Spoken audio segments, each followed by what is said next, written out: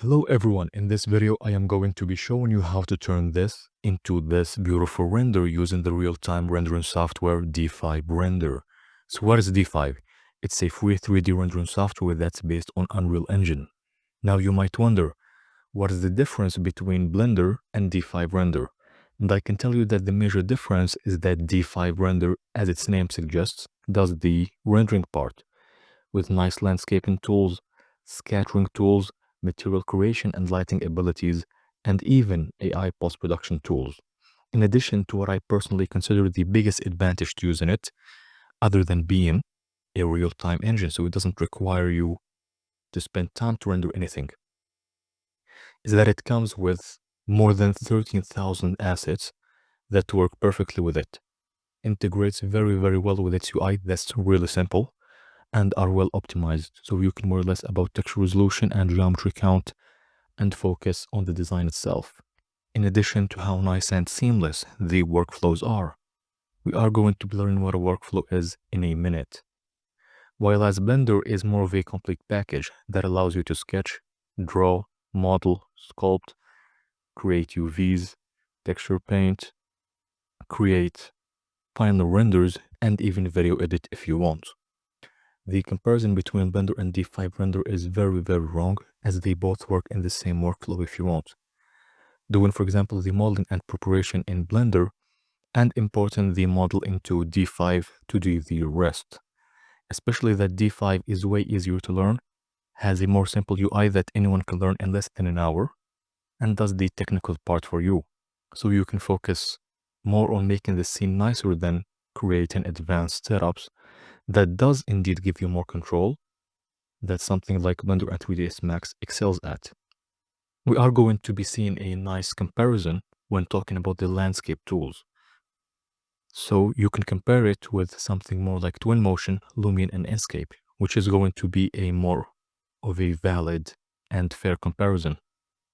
So what do you actually need to use D5 Render?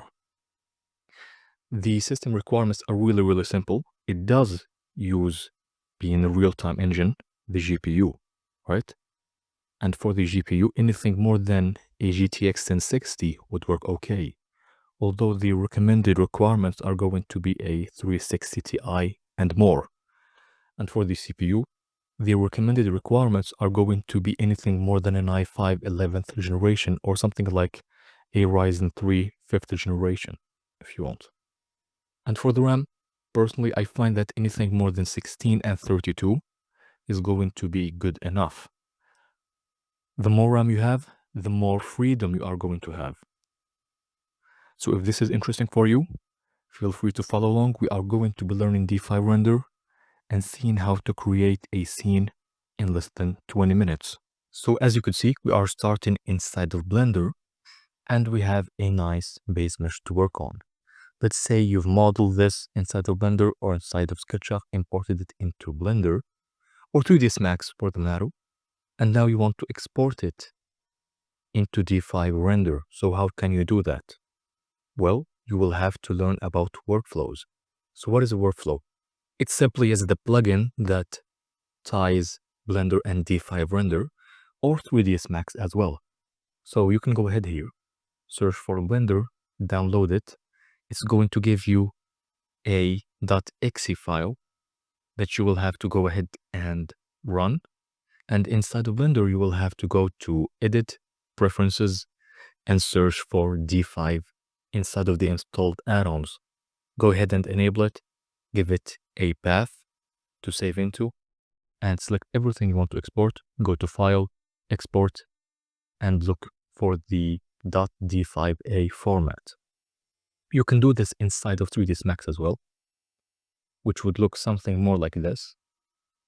Export D5a, and you also have an option to go ahead and start D5 Render with the Live Sync option. We are going to be talking about that in later videos, hopefully. After doing so, you will want to go ahead and create a new file.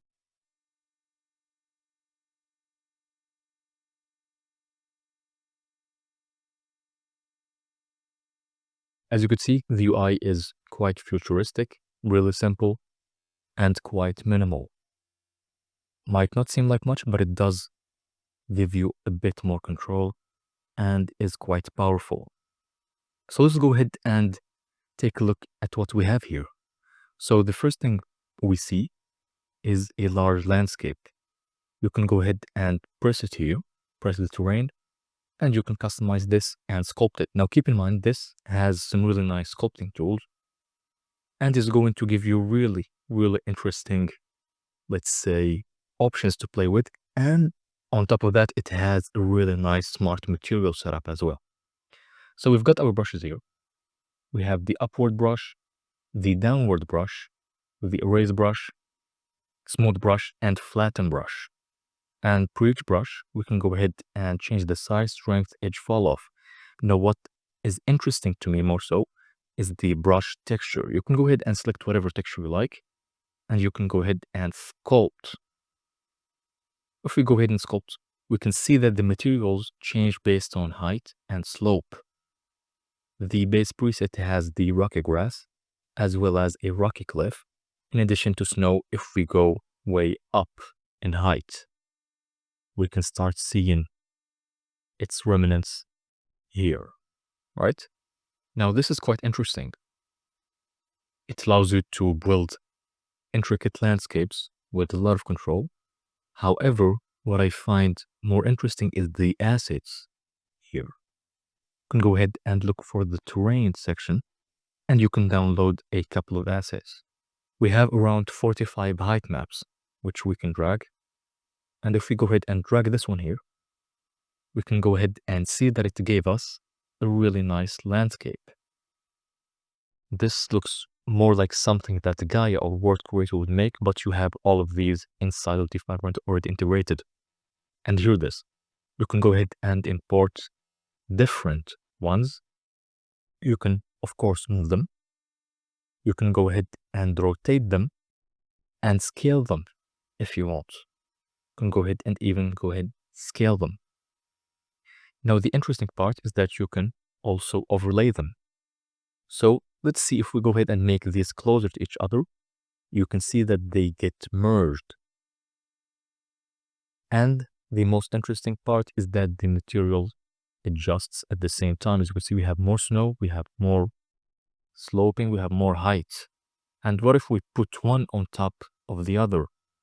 We have a totally different mountain. This does look a bit exaggerated, but you can go ahead and spend some time, import a couple of other, let's say, examples here. Maybe import this one. Go ahead and get it somewhere around here. Go ahead and rotate it. And we have a very interesting setup, let's say. Now for the orbit mode, I like to go ahead and use the fly option. And I can go ahead and move using the WASD Q as well. You also have the walk, especially if you have, let's say, if you want to create an animation, that's going to be very useful, or if you want to move around your house. Now, if that's interesting for you, you can go ahead and use it. However, in this case, I like to go ahead with the fly, especially that our landscape is quite large. Let's go ahead and move this. You can press Shift in order to accelerate. And as you can see, looks quite interesting as well. So we've got this in no time at all. Now let's say I want to get rid of these. How do I actually do so? I can press on this. We've got rid of this one, and rid of this one. Now let's create a villa, right? We are going to give it around 30 minutes at most. Let's go ahead and import our file. And I want to import this test. It does going to take a bit of time since the file is quite big. However, it shouldn't take a lot. After importing it, you might not see anything. As in our case now, to see anything, you will have to go ahead and press twice. And now it's going to load. After doing so, it's going to allow you to position it where you actually want it to be. Give it a couple of seconds and it's going to load the materials that you already have inside of Blender or something like 3ds Max as well. Now, as you can see, looks quite interesting, but not interesting enough. Let's give it some materials. Now, how do I actually give this materials? Well, you are in luck since you have around 2000 materials, which you can choose from. Now, let's say I want black metal, right?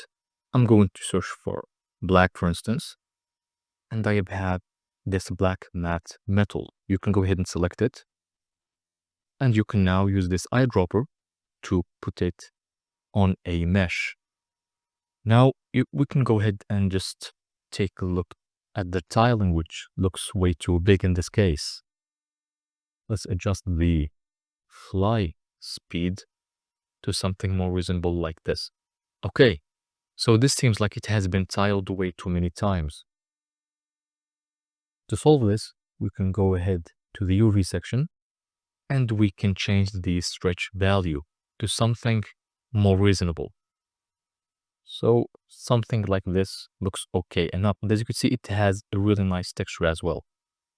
You can change the metallic value, right? You want to ideally keep it as is, since this is indeed a metal. You can play with the roughness, give it less roughness, give it more roughness. You want something quite rough. You can also do the same thing for the specular and the normal map if you want more dense, right? Now, you can go ahead and play with this. You can play with the UV randomizer if you want. That's going to randomize this and gives you a nicer effect. In this case, it does look worse, so I'm going to keep it as is.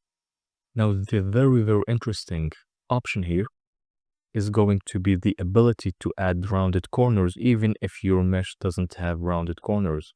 I think my mesh does actually have them, but let's go ahead and enable it regardless. And you can see, it added a chamfer. Now, this works quite similar to what we have in Blender with the bevel node, or inside the 3ds Max, Corona, or V-Ray with the round edges node, right?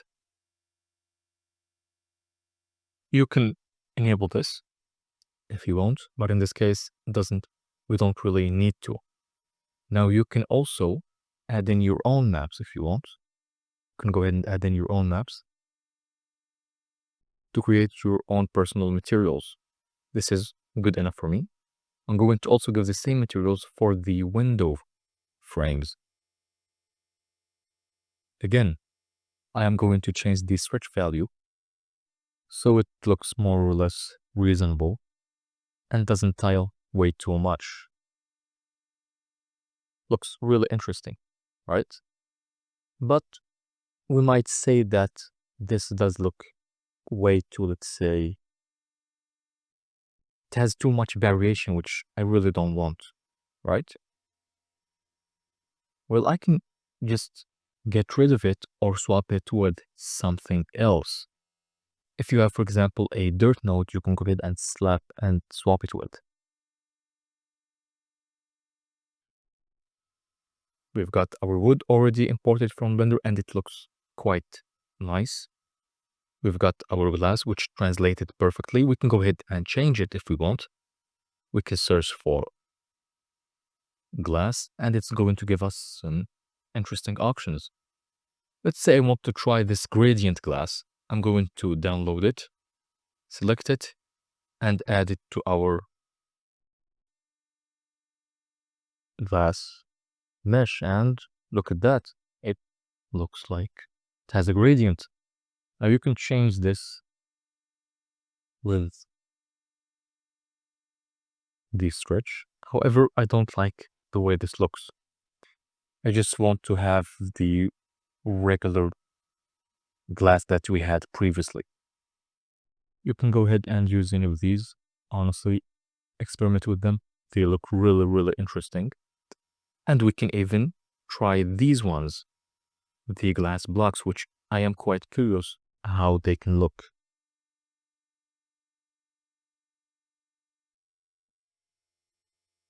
Let's see, we've added them, but they seem way too small. So I'm going to lower the stretch until I get to see something. And we've got this. However, I don't like the way this looks, so I'm going to change it back to how it was previously. Okay, so where do we start from this? Well, let's start by adding some grass. Now, how can I add grass? Conveniently enough, we have the scatter setup here. Let's go ahead and choose one of these, for instance. I might go ahead and download this natural meadow, or I might use this one if I want, but I like to use this natural meadow as well. So let's go ahead and select it after having downloaded it and press on the geometry where you want this to scatter on. Create scatter area, press on create, and it's going to give you some really nice grass that is quite optimized. Now you might see, why don't we have grass in this section here?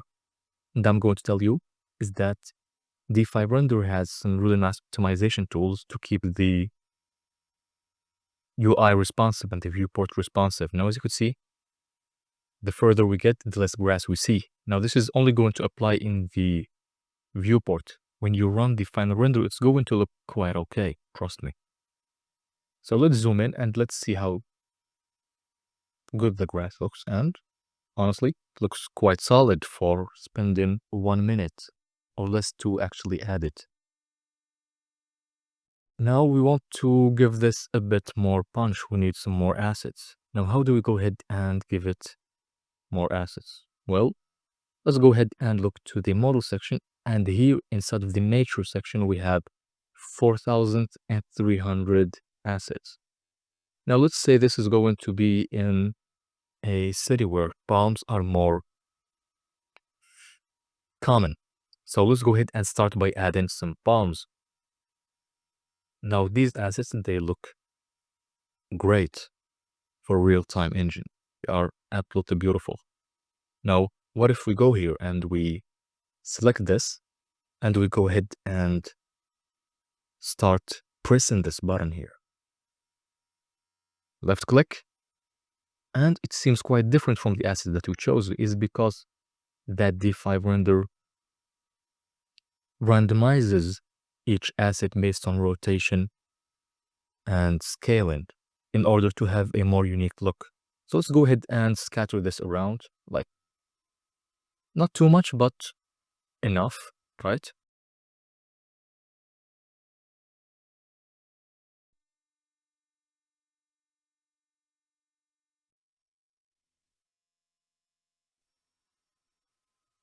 And now we can add more assets.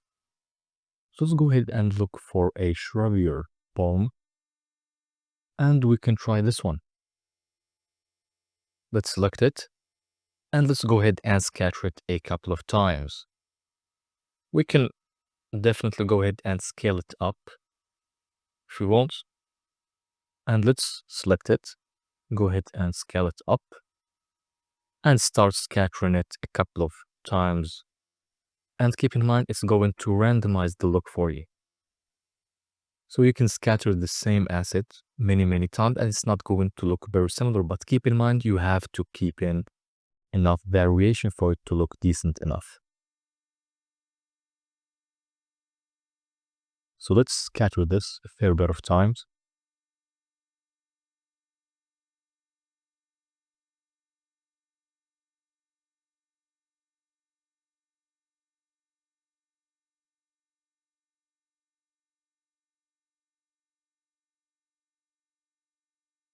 Now, after doing that, I want to go ahead and add some trees. Now, for the trees, I also want some palms. I have plenty to choose from, but I want to use this sable palmetto. Go ahead and select it, and you can now feel free to scatter this around wherever you want it. Now, for the trees, it's not like the shrubs. You don't have to use very few. You have to use way more, since the variation does look quite significant when you add it. Yes, it does rotate and it does scale it up differently and randomize the scale. However, if you do this way too many times without being conscious, it's going to look very repetitive. So beware when you do it. Don't overdo it, of course. Let's also select this different one. Go ahead and add it a couple of times as well. And that's going to be quite interesting for now. We can try a different variation, which is the Phoenix. Let's go ahead and add it as well. It's going to be larger, right? But it does give a nicer look as well. Okay, so we got this, and it does look quite interesting. We are going to have to come back to this later on once we add our camera. Now, this looks quite interesting, right? And what I think would look more interesting is if we had a nicer, let's say, material here for the asphalt. So let's go ahead to materials and let's search for asphalt. Let's go ahead and download any of these. Use the eyedropper tool to apply it. And as you can see, it seems way too big in terms of tiling. So let's go ahead and stretch this even more so. Looks quite interesting, but we are going to add some puddles to it later on when we talk about the environment and effects. So I like the way this looks for the most part, and I think it's time to add my camera. Now, how can I actually add my camera? I can go here and press the button which says create new scene. When I create this new scene, I can go ahead and visualize it, right? Now for the settings of the actual camera, we have them here. Now the first thing I want to do is I want to set the aspect ratio to 16:9. We have it now. Now let me set the resolution to something like 4000. And if you wanted to keep the aspect ratio locked in, you will have to press this link button. Now we can set this to 4000 and it's going to change the height as well. Okay, so after that, what I want to do is to change the height. Play with the height until I see something that I like. And let's set the Y to something like 360. Play with the Z until I get a nice composition as well. Something like this is quite interesting, right? But I also want to play with the focal length, which seems very, very small, which gives me distorted image. I don't want that. So let's set it to something like 30, which is fine. Now we can go back using S, especially if you have selected the edit camera. Now make sure to update the scene. If you don't update, you are going to lose whatever you did. Now I want this to be a bit more subtle, so I'm going to lower the speed of the fly. Walk back a bit. Until I see something like this, which looks quite interesting, right? And as you could see, it just solved itself.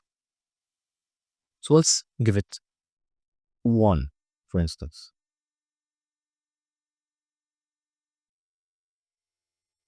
Okay. Now this looks really, really beautiful, but it can benefit from more work. So the first thing they want to do is play with our lighting. To do that, I'm going to go here to the environment tab and play with the sky and light. You can add in your HDRI if you want. I am not going to be doing that. I'm going to be keeping this as is. Now the system is quite nice. You can use it based on the hour, right? Or you can go ahead and use the custom sound, which looks more or less something like Blender. It does use the altitude and azimuth. I like to use the hour more since I'm a bit lazier than to actually worry about the height myself. And this is generally a nicer way of applying this. Now you can also change the rotation. I want the light to be somewhere around this, and this looks interesting enough. Okay, after doing so, I want to re-update my scene, get out of edit camera, and I want to cast some nicer shadows. So let's go ahead and download a nice tree. Let's go ahead here to our model. Let's go to nature and broadleaf, and let's go ahead and look for a nice broadleaf. Now keep in mind you have almost 900 assets to choose from. You can choose whatever really you like. Go ahead and download it. After downloading it, you can go ahead and position it.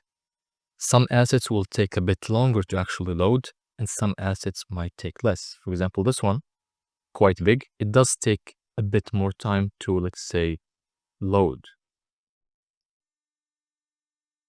Now, as you can see, we've got it here. We can go ahead and move it into place. If we want, we can play with the environment at the same time. Let's set this to something like 4.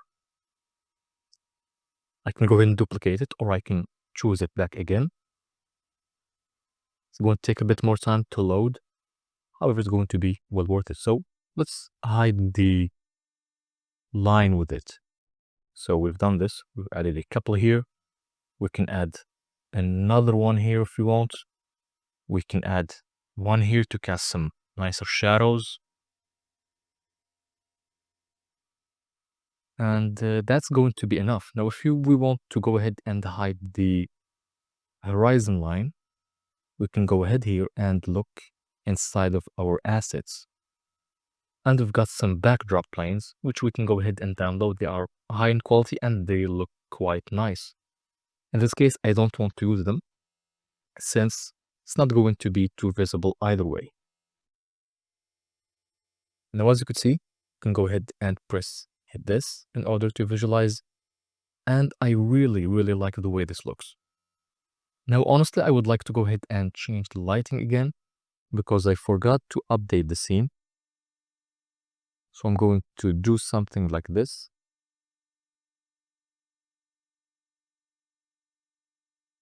And go ahead and update this again.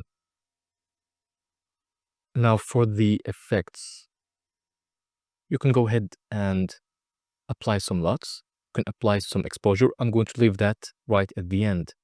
But I'm most interested in the camera since it seems that it does change the exposure. And we have auto turned on. Let's get rid of auto. And the exposure is going to get back to where it was normally. Update the camera again. Go, for example, to effects. You can play with the exposure here. You can give it more exposure, less exposure. You can play with the shadow local exposure. You can play with the contrast if you want more contrast, right? Don't overdo it. It's going to look really, really bad. You can play with the highlight. I'd like to add a bit of light balance here. You can add a bit more tint if you want. And you can add some lens flare if you want. You can add some rainbow flare and vignette. So let's add a bit of that as well. And let's go ahead and update the scene. Now this looks nice, but I want some puddles. Well, I can go ahead and do that with precipitation. Now this not only gives you rain, animated rain, and changes the materials based on that, but it also allows you to add some snow.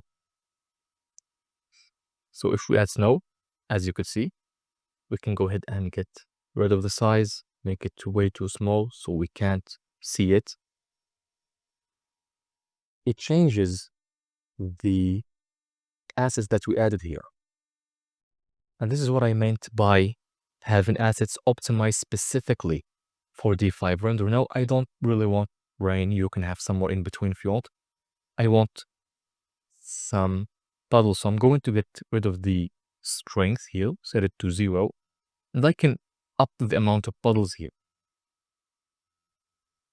As you can see, I have nice bubbles. I don't want too much, actually.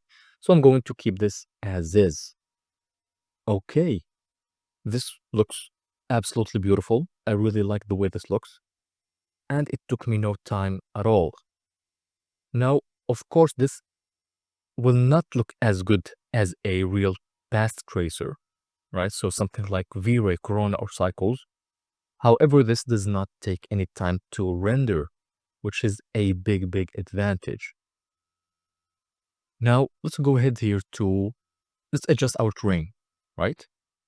So I can go ahead and add some terrain assets. I'm going here to the terrain, and I'm going to add, for example, I want to add this hill, right? It downloads in no time at all. And I'm going to go ahead and import it somewhere around here, right? So I can play with the strength. I don't want to be too powerful. I can visualize it from here. And I can move it closer or further. As you could see, we can see it here in the background. I don't like the way this looks, so I'm simply going to get rid of this, right? So to get rid of this, as I have shown you earlier, I am going to go here to my terrain section and just get rid of this. Okay, we've got rid of it. And now I really like this, but how can I actually turn this into a real render? I can go here to image, right? And it gives me a fair bit of option. I can rechange the focal length. I can change the aspect ratio. I can choose the preset size, and I can choose also the channels I want. I can just do a final, let's say, lookup, right? I can play with the shadows, I can play with the clouds, I can play with whatever. By the way, all of this is animated if you want. And if I'm happy with everything, I am going to press render. I will choose the name. Let's go ahead and make it, just name it render, right? And we are going to give it a bit more time to process. It's not going to take much time, since keep in mind, this is a real-time engine, and it does not take too much time to calculate. Now, if we go ahead and compare this with something like Corona or V-Ray, it is going to take much more time to process. Now, I have already created this scene for a previous project using 3ds Max, just a fun one. And this is how it looked like in around 3 or 4 hours of work. This was mostly intended to see how fast I can make scenes with something like Corona or V-Ray. And after waiting for 1 minute and 40 seconds for a 4K image, we are going to get our result here, which looks like this, right? Okay. So this looks quite interesting, looks really nice. We can see some details. However, it can look way better if we actually want. So let's go ahead and close this and take a look at the AI post-processing. Now, we can go ahead and let's say save up our project here and let's give it whatever name we want to give it. Let's just give it whatever we want. It's going to have to save the project first.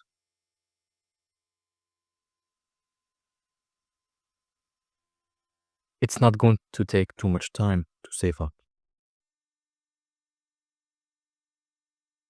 Now, if I go ahead here again, I can go ahead and render the image again.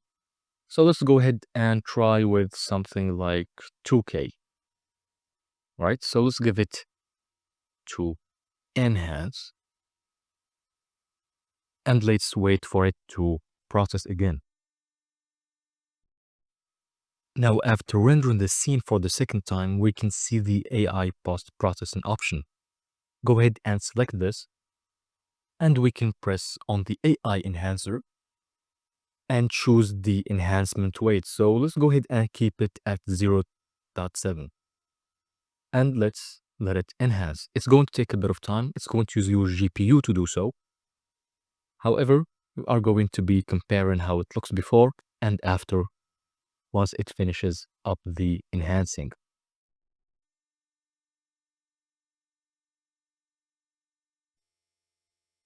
And now we can go ahead and compare, see the difference. Okay, so let's go ahead and zoom in to the metal. And it seems to have added some nice details, and overall it looks quite realistic. Let's go ahead and see if it screwed up any of the verticals. And it seems like it did nothing wrong, which is, quite interesting and not very AI-ish. So let's go ahead and zoom in to the asphalt to see how much details it added. And it did add a fair bit of details, especially here with the actual grass, which now looks more realistic. Now, bear in mind, this does keep the AI-ish look, which, no one wants. And the base, let's say, image it's going to enhance has to actually look good in order for the AI enhancement to work well. So don't expect to make a horrible scene and for the AI to fix it. You have to make a nice scene, and the AI only gives it that last, let's say, punch, right? As you can see, looks really, really beautiful, really interesting, and it took us no time at all. So probably like 20 minutes or so. Imagine if you spent 2 hours, 3 hours, even a day on this. It's going to be a really, really solid portfolio piece. And for architects, this is going to be saving you so much time. Now, as a general summary, will I be adding this to my workflow? I might. Will I keep using Blender and 3ds Max, Cycles, V-Ray, and Corona? Yes, definitely I am going to do so. Is this, let's say, justified as a different standalone tool? Definitely, for sure. It's really, really interesting tool. I have tried Twinmotion and Inkscape before. They are really, really nice. However, I can see that D5 Render and Inkscape are really good as well. I might need to go ahead and make a direct comparison between both. However, for now, it definitely beats Twinmotion.